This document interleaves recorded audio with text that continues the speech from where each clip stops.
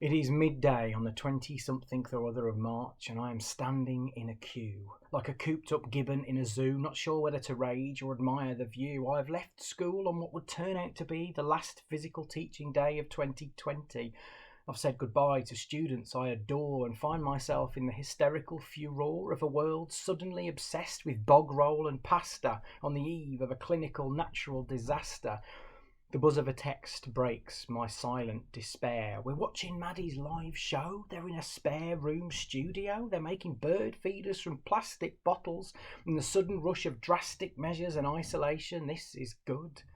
There were times as we sat and tuned in each day that it seemed a bit chaotic at the edges of fray, and it made us feel it was okay that we were coming apart a little bit too. All of our friendships became Zooms, collages of rectangles, replacing the rooms where we used to gather. We welcomed you into ours, whether making poo or dissecting flowers, and Joe, dearest, impossibly attractive Joe Wicks, the first trainer I've ever known to admit that your aching muscles are blown halfway through a workout. I don't know if you know how cool it is that you managed to be both fuel and inspiration to the physical ideal of an aching nation. When we were tired or half asleep or scared, you gave us half an hour off and never cared that we were half dressed and too stressed. You gave us things to do, both our beloved boy and us too. We made a rocket balloon from roof to shed and salt dough casts of a dinosaur's tread. You came to our house and made it less quiet. You helped me lose 2 stone without a faddy diet.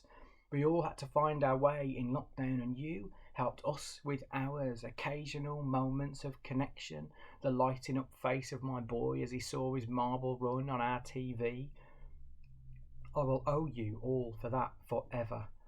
A tiny dose of normal and the sort of informal chat that we used to get in shops and at bus stops. So thank you all. Every thank you, Greg, Maddie, Joe. If you ever need anything, you let us know.